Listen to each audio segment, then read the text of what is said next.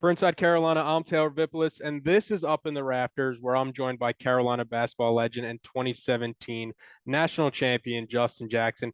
Justin, it's technically football season, but there's a saying around Inside Carolina, there is no off season. The people want basketball. We're here to give them the basketball. The last time we talked, you were in Vegas for Summer League with the Celtics. What's the latest happening with you and your situation for this upcoming season? Year six now. Yeah, man. So I'm gonna go to training camp with Boston. Hopefully impress enough people to make the roster.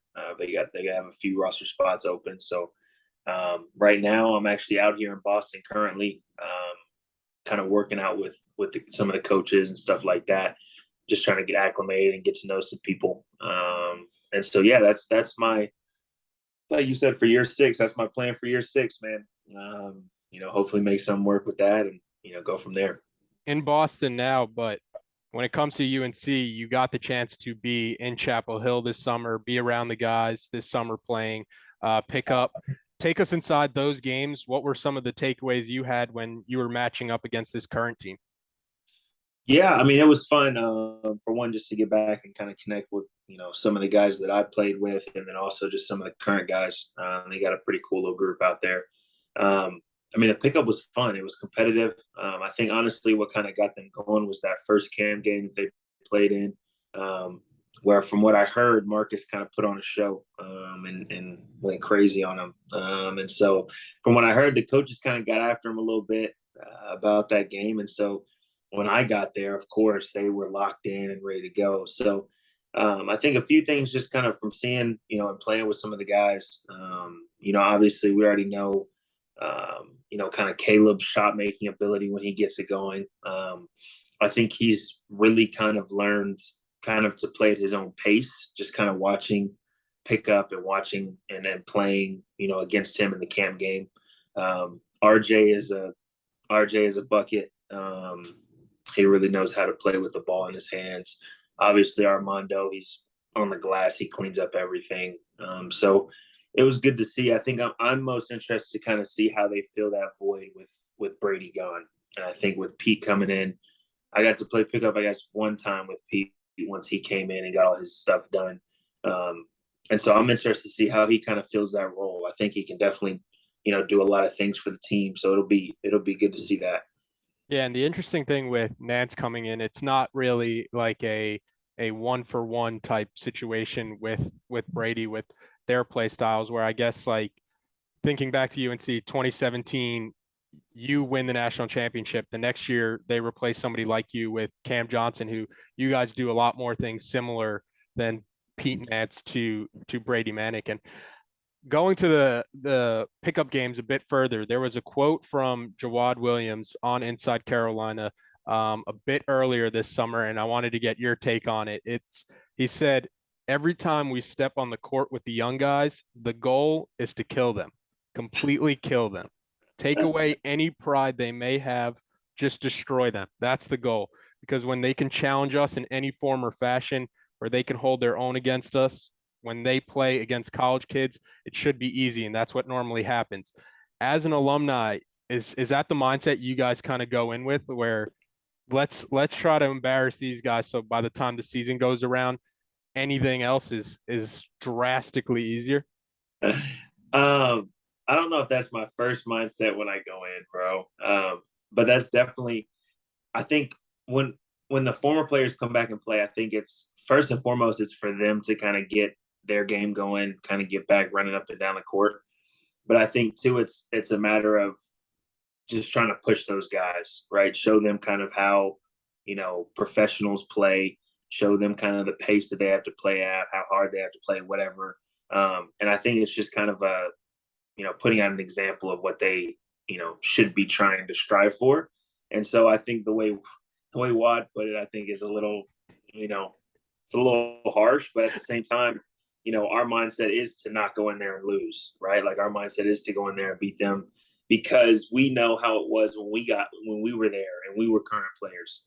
So, I think it is, for each and every person it's different, but, I know I speak for myself and possibly, Kenny and Marcus and some of those guys. When we go in there, we're not trying to lose at all. Like we're trying to beat them in whatever way we need to beat them. You played pickup before you came to Carolina, while you were a player at Carolina, and then back in Chapel Hill as an alum in these pickup games. What would you say your best pickup memory is from your times in Chapel Hill? Do you have one that kind of jumps out?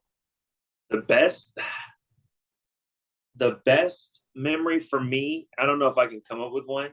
Now, the most memorable, I've got a couple. For one, I guess it would have been my freshman year when I got to school. JP and pickup was literally like, I've joked about it all the time with guys, but JP was literally MJ in pickup. Obviously he's a great basketball player and he's doing great things now. But in pickup, like it really made me feel like I wasn't ready to play college basketball.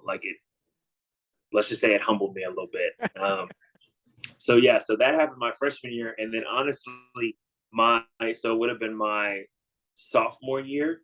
We were playing pickup, either freshman going into sophomore year.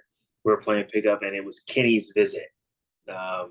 And when I tell you Kenny came in and was freaking locked in, and of course I was his matchup, and so guys still give me heck about that.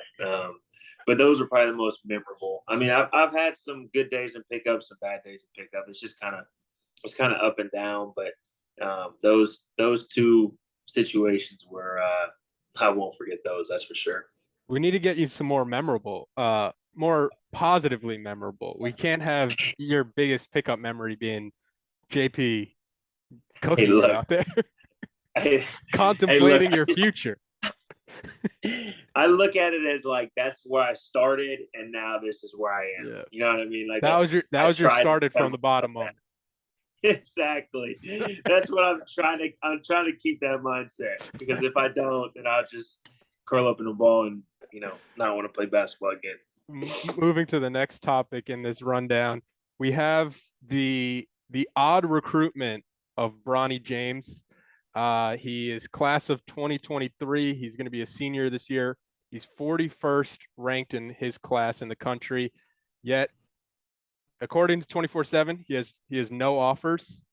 And by all accounts, he does deserve a top 50 ranking. It's not just the James name that's kind of pushing him.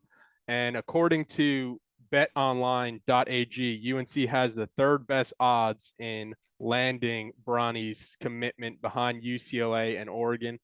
In your opinion, would you want to see Bronny James play for the Tar Heels? Honestly, I just want to see the best players go there, to be honest. And you got to give Bronny credit because I feel like in the last year or so, he really has like gotten a whole lot better. And after kind of watching some of these, I was watching a couple games of his that were on TV. He has improved quite a bit. I think whatever school he goes to, the amount of publicity that is going to come with him is going to be a lot. So I think that's just something that, whether it is UNC or wherever, that's something that's just going to happen regardless. But, if he ends up being, the type of player that UNC wants and can go there and produce for UNC, then by all means bring Bronny in. But I guess it's just kind of a waiting game. But at the same time, you kind of wait it out and see kind of where he finishes. Because like I said, the past probably year and the past summer, seems like he's really made some improvements. Yeah, I think it's something where he doesn't need Carolina, but if he wants to be a part of like that Carolina basketball family, then you don't really see anything that should kind of stop it. Like if your biggest reason for not wanting him is the like circus that's going to come with it, I can understand how that could be a hang up, but if he really wants Carolina, then I think you almost have to let him. And I the thing I was looking at is the social following that you would get having Bronny James on in Chapel Hill. Cole Anthony, from what I could tell, had the most followers at the time of his commitment.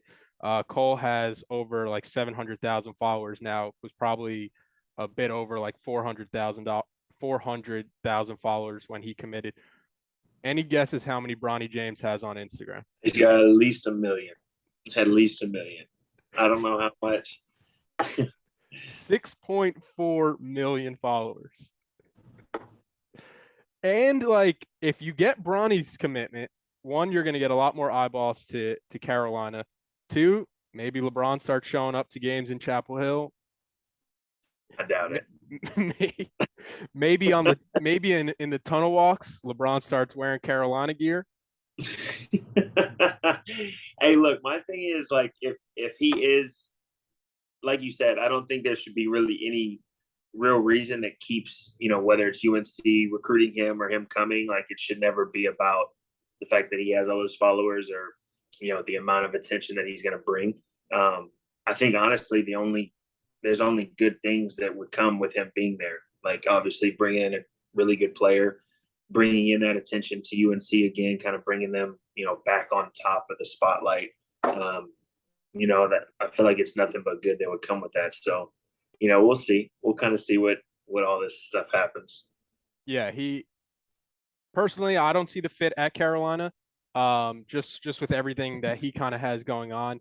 I don't think he's a player that needs college. I could see him going the G League route, but it does go back to the point where if he does have that buy-in factor and he's somebody that Coach Davis connects with, like whenever they talk or if they've ever talked, then I think you would be wise in following up and seeing that interest. And the hypothetical I have for you, it's Bronny would be eligible for the NBA draft in 2024, and LeBron says he wants to play with Bronny, and that's the year he has a player option that year, could decline it and then sign with whatever team Bronny gets drafted to. For a top 50 player, being a one and done it's kind of, for a fringe top 50 player, being a one and done, it's kind of a reach. But if you pick him and you get LeBron, how high would you pick Bronny if it meant you also get LeBron? You have to keep in mind that season Bron's going to be 40, but LeBron's 40 is another person's like 29. Prime. Like, the thing is, like, with that hypothetical, there's so many ways now that teams can sign players. You know what I mean? So it's like, I don't know what LeBron necessarily means as far as playing with Bronny, whether that's like legit, like multiple games in the regular season playing together, or if it's like, okay, Bronny signs a two-way with whatever team he's with, and he's mainly up with the NBA team the most as opposed to the G League or whatever it might be. I think with that hypothetical, if I'm going realistically, like, I feel like you can't necessarily sell your soul to try to sign Bron. Now, don't get me wrong, Bron is, in the argument is the best player to ever play. But a 40-year-old Bron, to try to sign him, I just don't know, bro. Like, are you using a late first? Late first? Late first, that means everything is guaranteed. So are you willing to pay 4 years? Or I guess it'd be, you know what I mean? Are you willing to pay 4 years to sign Bron to kind of a year-by-year type deal?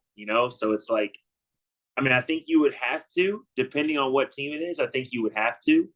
But I also think it's kind of like it's a tough juggle, you know what I'm saying? Because you don't want to also like take up a roster spot that maybe you need for somebody else, But I think with a guy like LeBron, I guess, you might as well go and do it.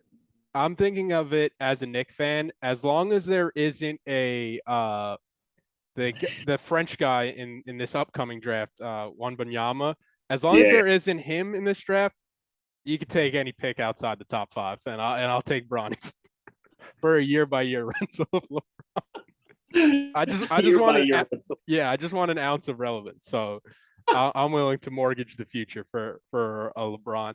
But next topic that we have, football stories breaking into the basketball type rundown. Drake Maye, your former teammate, Luke Maye's brother, is the starting quarterback for UNC. He'll start on Saturday against Florida A&M for UNC's Week 0 game. What was your reaction to hearing about Drake Maye getting named the starting quarterback?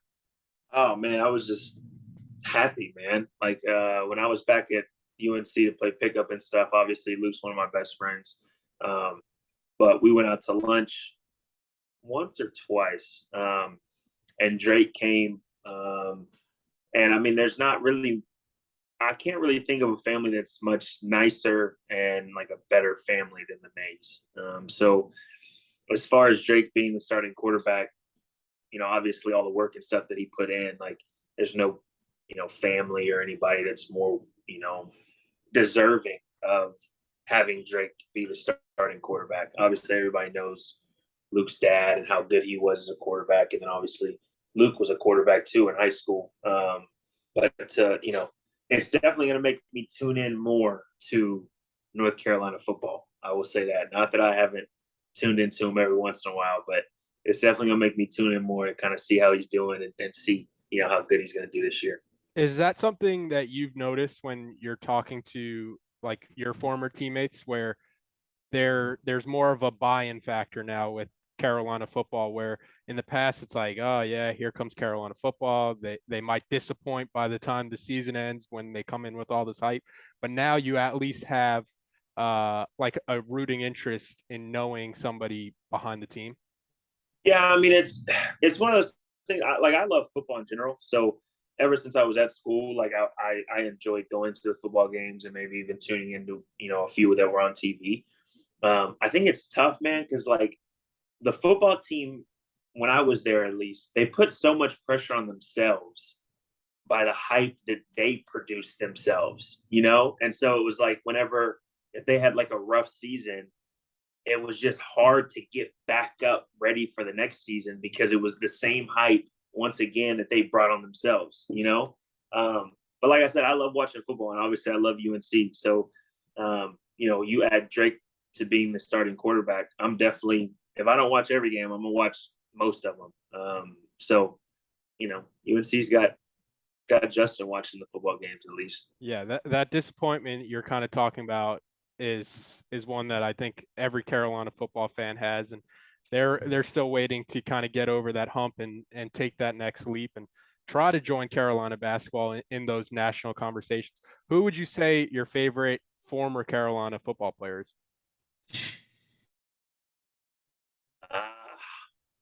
Favorite, man. I knew a few when I was here. Obviously, Bug when he was there. That was a layup. It was supposed to be me. No, it's not supposed to be. Can we like put the clip of you in practice? Like, can we put the clip of you? No, I deleted that from the internet. Okay. I like the crew, bro. Obviously Marquise when he was there. And I was close with a few like defensive backs whenever I was there. So I think a few of them are still playing. So like I said, man, hopefully UNC with Drake at the helm, hopefully they can, kind of get back up there and make some noise this year. So I'm excited for that. And then the hypothetical I have here, if you were building a football team with UNC basketball from your former teammates, who's your quarterback, your running back, your best receiver, and then your tight end? Quarterback is definitely Luke. Okay. It's either, yeah, I'd probably say Luke. Theo's got an arm too, but I don't know how his accuracy is. Yeah. But I'm gonna go with Luke. Running back, Joel. Got to go with Joel. He looks like a running back. He looks He's like got that build. Yeah. Yeah. Wide receiver, tight end. I'm going with Isaiah. I'm definitely going with Isaiah. Wide receiver. I'm gonna show my man some love and say Kenny. I'm gonna say Kenny. I think he always talks about it, just talking trash, like saying he should have played football, like yada yada yada. He's got hands, but I'll go with Kenny. Like just on the spot, I'll go with those guys. That sounds like a off the top of my head, that sounds like a pretty solid team. Not terrible, Yeah. right? And then UNC football's first game, like I mentioned, this Saturday, 8 p.m., Keenan Stadium. However, before that, you get the blue and white basketball scrimmage. In terms of this team next year, what do you think fans should look for in their first chance to see this group together Saturday in the Dean Dome? To be honest, I don't really know if this is like a game that you would try to take information from necessarily, other than seeing individual improvement, maybe. But I think, I mean, you could see kind of how they play together. You know how well they've meshed over the summer. Maybe how hard they go. You know, I think that's something big that they'll have to take into the season. Is okay. You know what? Like y'all are projected number one, and y'all are supposed to be this, supposed to be that. But can y'all take the intensity and the amount of effort that y'all put in at the end of last year and carry that over into this year? So maybe that kind of see, like we talked about before, seeing how Pete fits into, the whole scheme of things with what they have going on. But I think honestly, it's probably just going to be like a fun game. I don't really know all the details about it, but it's probably just going to be a game where they go out there and it's almost like glorified pickup, to be honest. So it'll be interesting to kind of see, how guys have kind of gotten better, individually over this past summer. Yeah, it's an NIL event where fans will pay $12 to come out to watch the game. They could pay $150, which includes entry to the game and also a team autograph NIL session. Great opportunity for everybody involved. It's cool for the fans to kind of get this opportunity. Cool for the players to be able to profit off it. I don't think we've talked about NIL since it came out. How do you think you would have handled it to where it didn't become a distraction, but you're also trying to maximize your earning potential while you were a college athlete? Yeah, I mean, I would have been doing some of the same stuff that these guys are doing. Thankfully, like I had both of my parents probably would have never let it get to the point where I was so overly focused about it that I lost track of kind of why I was at school and where I wanted to go. But I mean, at the end of the day, it's money, and if you can use just your name and maybe some time to sign autographs or whatever to make some money, then more power to every player that can possibly do that. So I think if I was in that situation, I'd be doing very similar to what these guys are doing, like finding every possible little thing that I could do to try to add to that bank account a little bit. Because I mean, in college, that's one thing I can't imagine making the money that some of these guys are making in college like that. That just I can't even put myself in those shoes. So I'm happy for all of the guys that are being able to take advantage of this. Hopefully, they continue doing that. Yeah, I used to be on Franklin Street at the Chipotle, and I would have to check my Wells Fargo account before I swipe my card. Man, the I was just talking to my mom about this. The amount of times that I had to hit her up talking about, hey, can I get some money to the account? I need to go eat for the last week of this month. Yeah, They it's don't know. definitely They don't know what we had, man. They don't know the struggle we had. Hey, look, we crawl so they can walk, man. We crawl so they can walk. Remember that. And then for Up in the Rafters, we'll also be taking a mailbag questions. You could tweet them at us. You could write them on the Inside Carolina message board. You could ask them on Instagram. And then each week I'll take a couple and get Justin's opinions on them. The first one, Justin, somebody on the message board said they'd like to hear more about the perimeter defense in 2017, especially the stretch run. You, Theo, Joel were maybe our best trio in that role since lineups with Felton, Manuel, and Noel. And they felt like you guys didn't get as much credit for it as was warranted because of how well you guys did at scoring the ball in 2017. What worked so well between you three defending, and do you see any of that potential when you're looking at this Carolina team and you have a pretty switchable lineup with guys like Leaky, Caleb, and RJ? Yeah, I mean, for us, to be honest, I wasn't asked upon too much throughout the season to like really lock in on many players, I guess I would say. Not that I guarded the worst player or whatever. But usually it was to start, it was Kenny would guard the best player on the other team. Then when Theo came, it was kind of Theo's job. And then obviously Joel, he was just kind of that guy that tried to pick up full court, like try to mess with the point guards. But then once we started in the tournament, um, I think it was just kind of like more of a focus of, we're really trying to win this thing. So everybody needs to be able to lock in on both ends of the floor. And so for me, I guess it kind of started with the Kentucky game where we played Fox and Malik Monk and Bam and them. Obviously, Malik had whatever it was, 50 the last time we had played against them. And they just so happened to make that my matchup. And so I think from then on, my kind of focus on the defensive end was really more locked in than it was probably all season.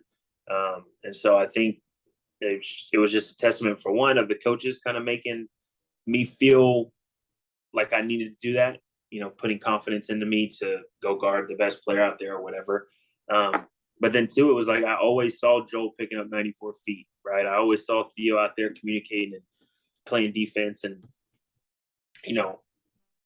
tough on other guys. So it was just kind of trying to pull my own weight. And so when you look at this team, I think it's very similar. I think the only difference is me, Theo, and Joel, we were a lot, I would say, taller overall than kind of what the Caleb, RJ, and Leaky trio looks like. But when you look at a guy like Leaky, obviously, I feel like he should have won Defensive Player of the Year in the ACC last year.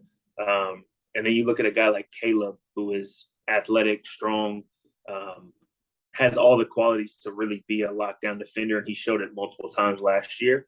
And then you have a guy like RJ, who he might be a little shorter, but like not many people really score on RJ.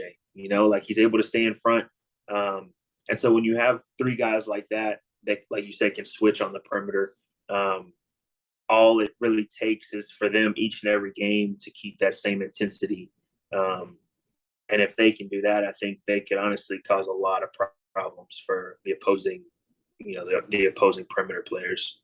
And similar to this team, you guys lost the title in 2016. You decided to come back. You guys win it 2017. How much did losing the title in 16 impact your decision to come back in 17 instead of going the pro route where guys like Armando or guys like Caleb could have at least gotten started trying to go G League or international? How much did that kind of impact your decision to come back? I think honestly for me it was more I didn't feel like I was ready. I felt like I had improvements that I needed to make still. And so, a lot of times guys kind of get lost in kind of the whole I'm just trying to make it to the NBA, right? And it's like, okay, whenever I feel like there's a chance, I'm gonna try to get there. When really the hardest part about the NBA is staying in the NBA, right? Like I was just talking to somebody the other day. I think they said the average like career span is like 3 years in the NBA. And so I think for me, it was like I didn't feel like I was fully ready to be able to get there and play for longer than 3 years. And so that's why I went back. And then you add on the fact that we have a chance to run it all back again with basically the same team minus Marcus and Bryce and Joel and, those guys. That just added on to the fire. Like, okay, yeah, let's go ahead and come back and run it back. So I think that was kind of what it was. And hopefully that's kind of what, got Armando and Caleb to come back too, was just like, okay, you know what? I've got some things that I can improve on, but at the same time, we basically have the same exact team coming back. So why not run it back? Joel James would have been a good name for a tight end too, I think. He's just so big. Like he's a great target, but like if I'm imagining you get him anybody going at the legs. Yeah, I'm imagining him. You just attach him to the line. He's great run blocking, and then he's just a big red zone target. That's not a bad. It's Yeah. not a bad play. I I didn't think about it well. Yeah, Isaiah is more like that new age tight end, the Travis Kelce's, the one who True. you're looking at him, you're like, wow, that's just a big wide receiver. But if you That want is to play some old school hard nosed football, I think Joel James is your guy. The last question we have, somebody on the message board said, would love to get Justin's insights on how UNC improves a player's individual skills during the offseason, and if you're seeing any difference in that program under Coach Davis when you went back. I want to first and foremost say that Coach Williams is a Hall of Famer. In my opinion, the best coach to ever coach. And he did so many things really well. When I was at school, player development wasn't necessarily like high on the list as far as what we were doing in the summer, right? Like we always had lifts, which those are you always need to lift.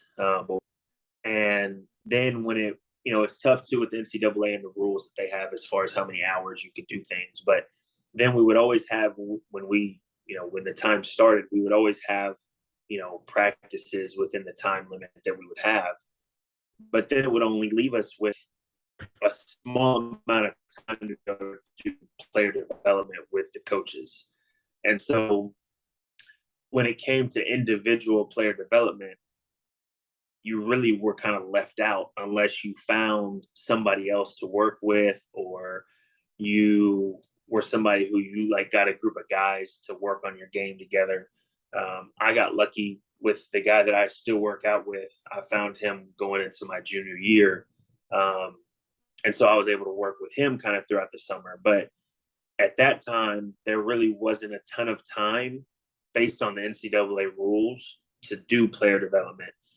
When I went back and kind of listening to kind of some of the guys that were back there, Coach Davis has really put more of an emphasis on player development, so when it comes to, they still lift and do things like that, but they just leave more time to be able to do workouts with the coaches. And they've got last year B-Rob was there. So they've got Jackie, they've got guys who have played before that can get out there and really put them through a good workout that will make them better for whatever situations they might be in. And so I think kind of seeing that shift, I think is really big. For one, for the guys that are there, but two, for recruiting. Like recruit comes in and their goal is to make it to the NBA, but yet in the summertime they only get an hour the whole week to be able to do player development with the coaches. That's going to kind of move people in a different direction. But now with Coach Davis being there and the amount of time that they're putting into player development and focus on that, I think it's only going to grow, the players that are coming into college. When they see that, it's like, okay, like I can go there and get better and I can get to where I want to be one day. So I love to see kind of the changes or the, tweaks that Coach Davis is doing to that side of things, because I think it's really going to help everybody. Yeah, with that being said, I think they do have a good mix from what you can tell now, where it's like you mentioned the player improvement emphasis that they have, and then you also see a player like Caleb Love go 2 weeks out in California and work with somebody like Drew Hanlon, and did that last offseason too. So I think Carolina does have a good balance right now for trying to get players better for the upcoming season. But that's all we have today. Stay tuned to Inside Carolina for more coverage when it comes to the Tar Heels. Me and Justin will be back next week. Reminder to get your questions in, and we'll try to get to them in the next episode. Justin, always appreciate the time, man. Always a pleasure, brother.